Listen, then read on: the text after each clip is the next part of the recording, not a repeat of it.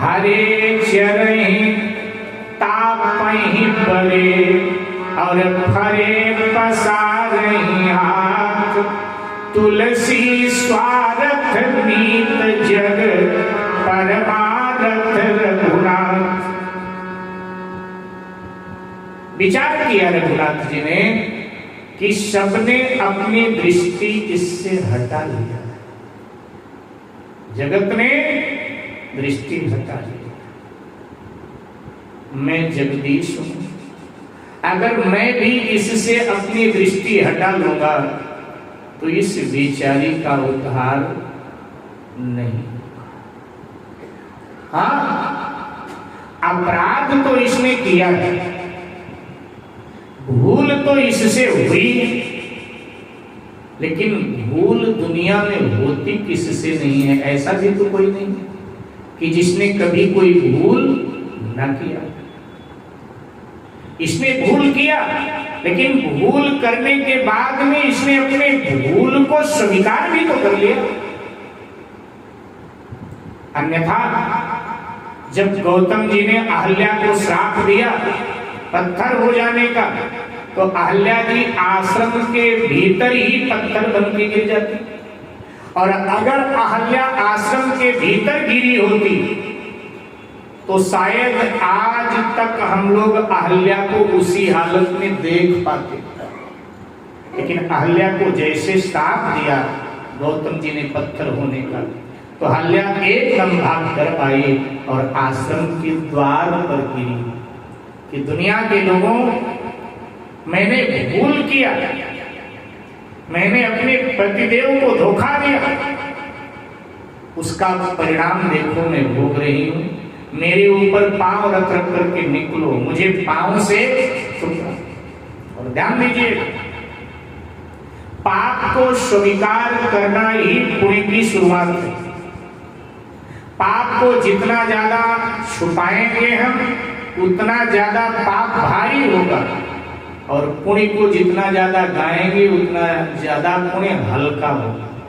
इसलिए पुण्य हमसे बन जाए तो पुण्य को गाना नहीं चाहिए, और पाप हमसे बन जाए तो पाप को छुपाना नहीं चाहिए, पाप को प्रकट कर देना चाहिए।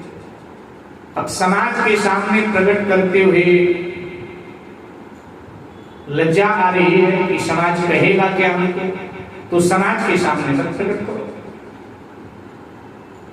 लेकिन किसी समर्थ संत के चरणों में अथवा तो भगवंत के चरणों में अपने पूजा घर में बैठ करके अपने पाप को प्रकट कर देना चाहिए कि प्रभु ये पाप हमसे बन गया, अब बचाओ हम, और आगे से हम ऐसा कुछ नहीं करेंगे।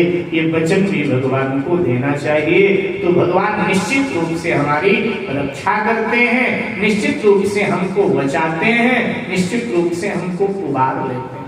तो अहल्या ने भूल किया, लेकिन अहल्या ने अपने भूल को स्वीकार भी किया। यही कारण है आज भगवान श्री राम अहल्या का उद्धार करने जाते। और मेरे भाई बहन, ये सूत्र है, जब जगत अपनी दृष्टि हटा लेता है तो जगदीश अपनी दृष्टि जीव को प्रदान कर देता है। भगवान ने विचार किया अगर मैं इसका उद्धार नहीं करूंगा तो कौन करेगा, ये सदियों तक बेचारी पड़ी रहेगी। इसलिए आप भगवान ने पूछ लिया विश्वामित्र जी से, गुरुदेव ये तो बताइए ये पूरा क्षेत्र निर्जन क्यों है, ये आश्रम किसका है, और ये नारी आकृति शिला ये क्या है?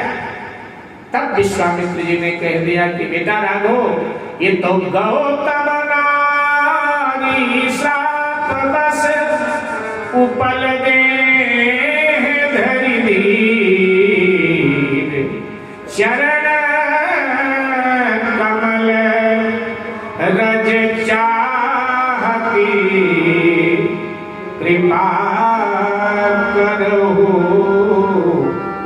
रघुवीर, चरण कमल रज चाहती कृपा करहु रघुवीर।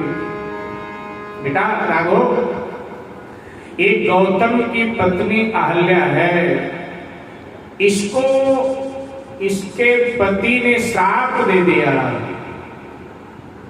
ये आपके चरणों का रज चाहती, ये पत्थर की हो गई, अगर आप अपनी चरण धूलि दे दें तो इसका उद्धार हो जाएगा। साधु की यही दृष्टि होती है, साधु, ये साधु की दृष्टि। नहीं तो ऐसा भी तो विश्वामित्र जी कह सकते थे कि गौतम नारी पापवश, ऐसा भी कह सकते थे कि गौतम की नारी या अहल्या इसने पाप किया था, लेकिन विश्वामित्र जी ऐसा नहीं कहते हैं। नहीं, विश्वामित्र जी कहते हैं गौतम नारी श्रापवश। ये साधु की दृष्टि है। किसी का कमी पकड़ के हमको क्या लेना, किसी की कमियों की चर्चा करके हमको लेना क्या, ध्यान देना। कवि कहता है यूं ना दूसरों पर उंगलियां उठाया करो, यूं ना दूसरों पर उंगलियां उठाया करो, खर्च करने से पहले कुछ कमाया करो। किसी की कमियां गिनाने से हमारे ही पुण्य नष्ट होते हैं, किसी की निंदा करने से हमारे ही पुण्य नष्ट होते हैं। इसलिए कवि कहता है दूसरों के गुण व अपनी गलतियां देखा करो और जिंदगी की हूबहू झांकियां देखा करो। मेरे भाई बहन,